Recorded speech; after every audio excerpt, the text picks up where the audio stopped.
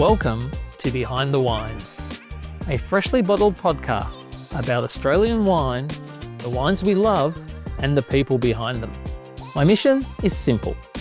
I want to get down into the cellar with sommeliers, stomp some grapes with winemakers, and have chats with our finest critics, growers, retailers, and chefs. So our guest today is Adrian Santolan, the winemaker and co-founder of Santolan Wines, located in my favourite wine region, the Yarra Valley. Adrian and his wife, Rebecca, have built a boutique label focused on small batch, single vineyard wines, letting the vineyards speak for themselves. From humble beginnings to crafting some of Yarra's most expressive wines, Adrian's journey is one of passion, perseverance, and an unwavering commitment to minimal intervention winemaking.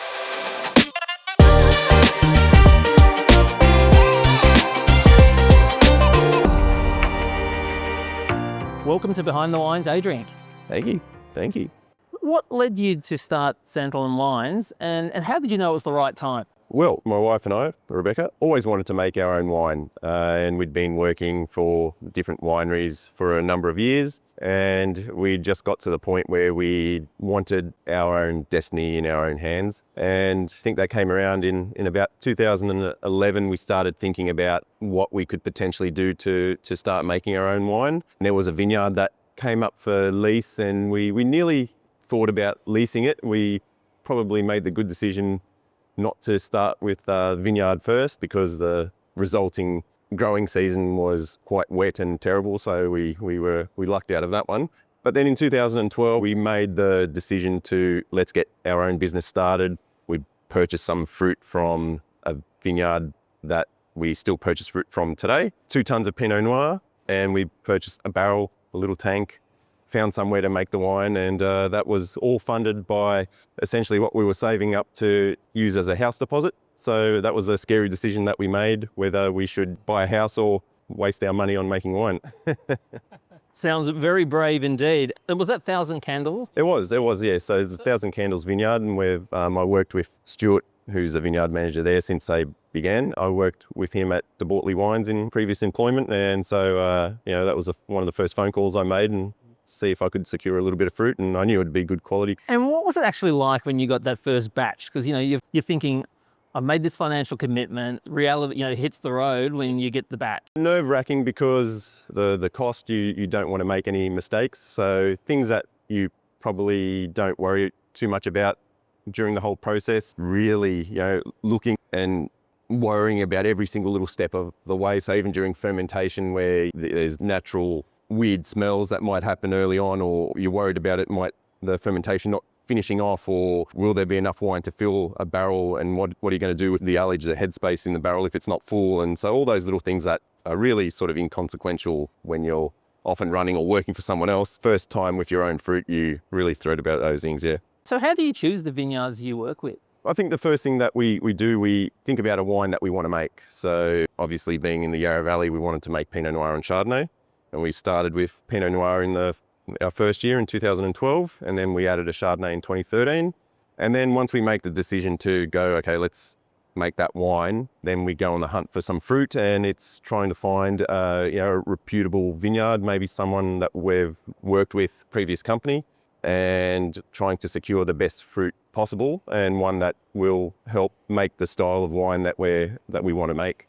So it's more sort of driven from you in terms of what wine you want to make, rather than the grapes that are available. Is that right? Well, yeah, it depends on where we are in the cycle of the wine industry. Sometimes there's plenty of grapes available, where there's a bit of an oversupply, where we sort of find ourselves in 2025. But in previous years, there was pretty much a demand for a lot of grapes, and they weren't really being fulfilled. So it's tough to secure top quality fruit, and we just tried to find the best possible fruit that would suit what we were making, and usually a vineyard that we had worked with before, so we knew what we were getting into. Fantastic. And you describe your wines as a fusion of old world technique with a new world twist. Can you break down what traditional methods you rely on, and where do you innovate? I guess the traditional part is we're trying to be minimalistic in terms of handling the fruit. We don't want to do anything that's unnecessary. So it's mainly about hands-off winemaking, letting the fruit express itself, so we're able to tell a story about where the wine comes from. So it should reflect its vintage. It'll reflect the vineyard and be a reflection of the region as well. And with it being a reflection of the vintage, hopefully that tells a story. And it's, it sounds a bit weird, but it tells a story of that wine's journey, because when you taste it up against the wine from the year previous or the year after, you should be able to pick up those little things that are different, even though it's from the same vineyard and made the same way. Those differences will be the story, and it takes you on a bit of a journey. And then we also make wines from different vineyards. We make Pinots from 2 different vineyards made the same way. And so the differences between those vineyard differences, or the slight difference in the location. And once again, that's the story that gets told, well, I think from the way that we produce our wines. And not putting too much intervention into the wines is letting the fruit express itself. So rather than the oak playing a dominant part or winemaking technique play a dominant part, we're just showcasing the flavors of the vineyard or the fruit itself. And the innovation, I guess, we are always looking at different varieties. So we do make a few alternate varieties, and we've made Friulano and Fiano and Nero d'Avola over the years, and we've tried out Primitivo and Nero di Troia. And I think that might have been the first commercial sale of that variety in Australia. We got it from Chalmers in Mildura. They obviously do their own little trials, but I think that little parcel that I purchased in around 2015, or it might have been 2016, was their first commercial sale of that variety in Australia. So we're on the lookout for different things. And so coming from the innovation, I clearly hear is Italian influence, and I know you like to talk about Italian wines. Can you tell us about your Cosa Nostra range and what makes these wines special for you? I think we have that passion for all things Italian, and we love drinking Italian wines. And especially, I think Italian varieties in Australia are just doing so many wonderful things. And there's a lot of producers out there that are making wonderful wines with these varieties. They're so well suited to Australian conditions. You can see that they hold their colour and flavour and tannins and acid so well in warm climates. So it doesn't matter what region of Australia you're in, most of these varieties just produce some flavoursome, easy drinking wines, and they can be quite complex too, depending on the variety. And there's so much more to learn about these varieties as well, in the vineyard and in the winery. So there's delicious wines. They're varieties that are climate proof because they do handle drought and hot conditions. And yeah, that's probably a future of, hopefully some of those varieties come from a niche spot at the moment, but they'll become a mainstream variety in the future. And yeah, we just like working in that space. Yeah, because normally familiar with Italian wines maybe coming from the King Valley. How do these Italian varietals work within the Yarra Valley? We make a little bit of Arnaise, in that it's a variety that loves those sort of cool mornings, and the Yarra sort of has warm night during the harvest sort of season, so it's got plenty of acid, so it needs a little bit of a warm night to let that acid metabolize in the grapevine and bring it down, because it is a high acid variety. But most Italian varieties, you've got some from southern Italy that love warm weather, and then there's a lot from the northern regions of Italy that are better suited to the Yarra Valley. So we've seen Sangiovese, Pinot Blanc, Arnaise, as I mentioned earlier, work pretty well in the Yarra Valley. And I'm looking forward to people planting a few other varieties that will work well there as well. So something like Vermentino and Friulano and Falanghino might work pretty well in the Yarra Valley as well. So looking forward to people that want to take a bit of a risk and try out some alternate varieties. And I think there's a lot of wines, a lot of potential there to make some really interesting wines. Yeah, clearly I can hear the excitement in you as a winemaker and working with these varietals. What percentage of your current business these varietals represent? Well, we've got 3 ranges in our business. We've got the Little Saint, which is our entry-level range, and then we've got the Cosa Nostra range, which has all the Italian varieties in there, and then our Sanson, which is mainly Yarra Valley Pinot Noir and Chardonnay. So it essentially makes up a third of what we do. Maybe takes up a little bit more time than a third of the time, but it's time that we enjoy spending, because they're essentially the really fun part of the winemaking experience with us, because it is a learning experience, and they are varieties that you don't see around too often. So that's a lot of fun there.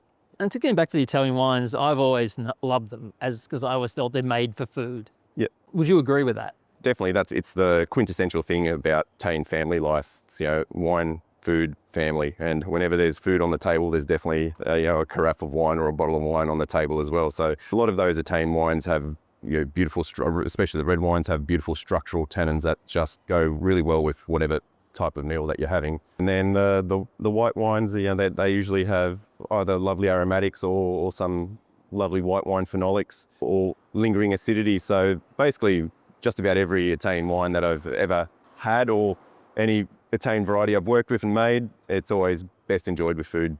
And how do you convey this notion of having, wine to be shared with food and consumed with food, target audiences that you're after? Yeah, good question. I guess our socials, most of those are showing the wine enjoyed with food, but I think just anyone that knows us sort of knows that, we enjoy getting together with family and friends and meal and sharing wine with others. And it's probably one of the pleasures of making wine and being in the wine industry, or just taking part in something like that. You can get together with a bunch of people, everyone brings a bottle of wine, and you can talk about those wines as much or as little as you like, and experience things that you wines that you may not know much about, and someone else will have that experience or the knowledge about a certain wine, and you can all talk about it and learn things from them and just enjoy them. Awesome. You've worked with some of the top wineries. What are the biggest lessons you've learned from some of them? I'm pretty good at remembering what not to do. So if I see something that maybe leads to a disaster, then that's always a good lesson to remember. So learning not what to do is definitely right up there. But I think when you're in the wine industry, it is about passion. So you learn that if you want to be successful, it's about passion, it's about working hard, it's getting in there and doing a lot of the things yourself, and just planning for all situations. That's, I have taken something away from every previous workplace or employer that I've had, and they've definitely played a part in where we are today. So you and Rebecca, your lovely wife, work together. What's that dynamic like in both business and in winemaking? Well, it's pretty good. I guess we enjoy having that conversation even when we sit down at night, and we might like our brains to switch off and watch a TV show, and we'll open a bottle of wine, but the conversation always leads to what we're doing with our business, or it may be label design, or it might be where we're getting fruit from, or it might be something to do with someone else's wine as well. So it's the conversation is almost always centered around our business, and it probably sounds tiring, but we enjoy it. So it's just a endless topic of conversation that we've got in common, and we like working together. We're very different people, opposites attract, and so we've got different point of views and different ideas, and I'm mainly making the wine, and Rebecca's running every other aspect of the business. So we make a good team and we complement each other. Fantastic. And it sounds like the passion for wine is what drives you and unites you together, really, for that. Yeah, definitely. So being the small independent winemakers like yourself, what role do you play in keeping the Australian wine scene vibrant and interesting? Well, I think with most small winemakers, they're making wines that are quite interesting. You can make a small batch of a certain style of wine or a certain variety, and make it in any style that you like, and it could be a little bit funky, it could be a little bit left field, and it's something that when you go into a bottle shop, if you're just looking at sort of some of the larger brands there, you're not going to find those types of wines available. So it's sort of up to a lot of those smaller players to make those left field, oddball sort of varieties or styles, and have them available for people to try. And then I guess we also try and participate things that help the smaller players in the industry. So whether it's tastings that promote a whole bunch of smaller independent winemakers, there's some things that we like to take part in, whether it's to be on some sort of advisory board to make sure our voices get heard. Yeah, it's things that we just try and do, and make sure that there are definitely smaller winemakers and independent winemakers available for everyone in the future. It's a tough time in the industry, so we kind of have to stick together and make sure there's a little bit of diversity in the industry. Yeah, there must be certainly many challenges that we probably don't need to go into today about being independent winemaker, but I'm glad that there are vineyards like winemakers like yourself that are trying to do things differently, and it's important really for consumers to try different things and experiences, just not what the big brands are dishing out. So on that kind of, what trends are you seeing in Australian wine right now? I think we've seen the comeback of Chardonnay. Industry goes through cycles, and in the 90s everyone loved a big buttery Chardonnay, and then I think we went the total opposite direction and went to super lean, quite acidic Chardonnays. Now we're sort of back into a bit of a balance where it's certainly my type of wine, and the style of Chardonnay that we make is lean and minerally, but still has plenty of flavour and texture, and it sits somewhere in the middle. It's not too polarising. And then I think we've seen obviously the growth of a lot of alternate varieties, and some of those alternate varieties they're probably mainstream varieties now. The industry itself is going through a bit of a tough situation, I guess. Things that we're aware of when China sort of stopped taking a lot of Australian wine there and put tariffs on the wines. Even though they've come back, they haven't come back at the same volume of. That's obviously made the domestic market tough for a lot of players. The cost of living and current situation economically that everyone finds themselves in has made it challenging for the industry. It's all cyclical. I think we've got good times ahead. They're maybe a year away, but they're definitely good times ahead. And so I guess we've seen development of a whole bunch of smaller producers as well. Certainly in the Yarra Valley, there's a whole bunch of next generation winemakers coming through, and lots of good quality wines, lots of interesting characters.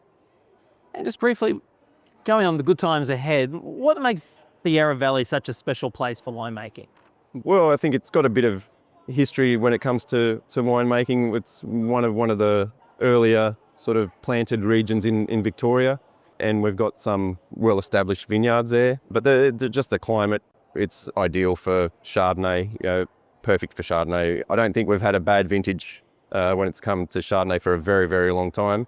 Pinots from the region are outstanding, and historically they've made some very good Cabernets as well. So close to Melbourne, it's not far to travel out to the Yarra Valley.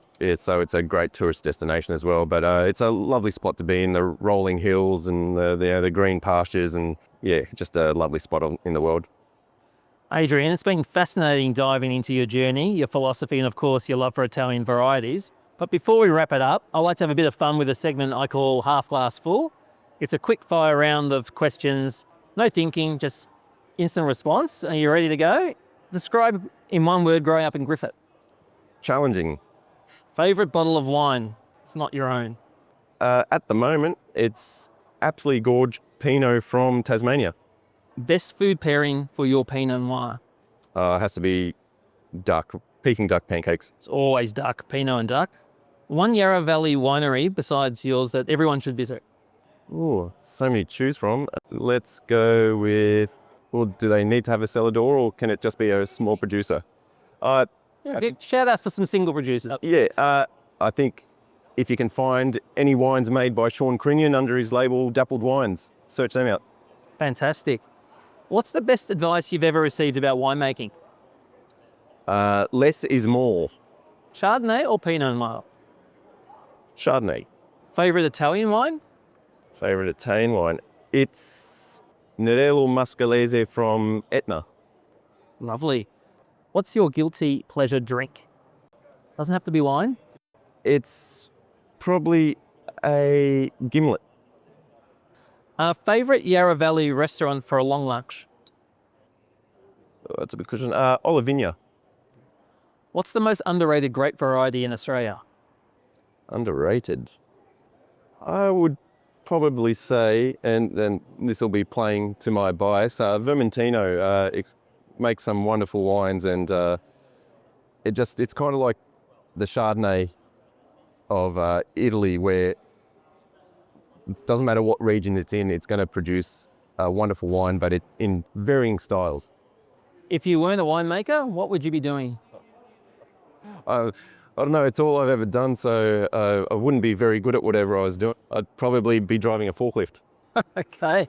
One word to describe it, 2024 vintage? Sensational. Like, couldn't ask for a better weather conditions during harvest. We've got probably another iconic year of Chardonnay, and all the other reds look fantastic. So much colour and flavour. And lastly, an important question for podcast, what's your AFL footy team? Hawthorn Hawks. Or Hawthorn. Be happy days, happy team of Hawthorn. Definitely. Thanks, Adrian. It's been great talking to you, and I'm really looking forward to trying out these wines today at the NCC Food Wine Society. Thank you very much. Pleasure. And that's a wrap for this episode of Behind the Wines. A huge thank you for joining us. Your support means everything. Like a good wine, the best stories are meant to be shared. So make sure you subscribe on your favourite podcast platform, leave a comment, and let us know your thoughts on our socials. And go to our website for some more stories, special offers, upcoming events, and exclusive content. And special thanks to PS Wine Selections for your ongoing support. Until next time, cheers.